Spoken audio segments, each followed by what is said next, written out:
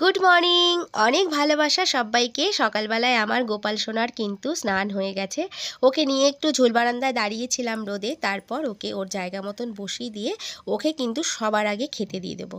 সংসারে জানো তো স্ত্রী বজায় থাকে। আগে যদি আমরা ইষ্টনিষ্ঠ হয়ে এক মনে আগে ইষ্ট নাম স্মরণ করে তারপরে রান্নাঘরে যাই, আর রান্নাঘরে গ্যাস বা ওভেন এটাকে আগে কিন্তু পুছে নেওয়াটা খুব দরকার। এতে কি বলো তো, এতে কিন্তু অনেক নেগেটিভ রাতের যে এনার্জিটা সেটা কিন্তু চলে যায়।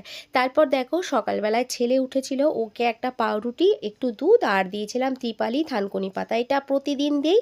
আর আজকে আমি রান্না করেছিলাম কি বলো, এই যে দেখো কচু বাটা, কাঁচা মানকচু বেটেছিলাম। এটা আমাদের বাপের বাড়িতে হয়েছিল, তোমরা দেখেছিলে। সেই কচুটা বেটেছি আর একটুও গলা ধরেনি, আর ভীষণ ভালো খেয়েছে ওরা। আর আমলকির ডালও করেছিলাম। তো আমলকির ডালটা না যখন করবে, যদি তোমরা কেউ করো, ভীষণ এটা ভালো জানো তো, ভিটামিন সি সমৃদ্ধ একটা ডাল। এটা অনেক সময় দেখবে কেউ খেতে চায় না, তখন যেমন তেন উপায়ে তো খাওয়াতে হবে। এই আমি আমার হাজবেন্ডের জন্য কিন্তু এই ডালটা করেছিলাম। ও একদম খেতে চায় না, তো ওকে সবজি বা তরকারি অনেক চালাকি করে মাঝে মাঝে কিন্তু আমাকে দিতে হয়। দেখবে অনেক সময় দেখবে ব্লগে খেয়াল করবে ও খেতে চায় না, তো তখন আমি এভাবে করে দিই, যেটা ও বুঝতেও পারে না যে ও কিসের ডাল খেলো, কিসের সবজি খেলো, এই আর কি। তারপর দেখো এখানে আমি ত্রিপালি থানকুনি পাতা আর নিয়েছিলাম ডালিয়ার খিচুড়ি ছোট্ট এক বাটিতে। তারপরে দেখো হাজবেন্ড এনেছিল চিকেন।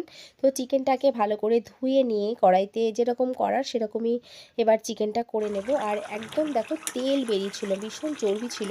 তো ওদের জন্য এই চিকেনটাও করে নেব, একবার পুছে নেব। কেননা ভাত তরি তরকারি যদি থাকে না, একটুও যদি থাকে, সেটা কিন্তু শরীরের জন্য ক্ষতিকারক। আর রাতে পোছা থাকলেও কিন্তু সকালে এগুলো খুব করা দরকার। আমি ওই বাস্তু যে টিপসগুলো আছে না, ওগুলো আমি ভীষণ ফলো করি।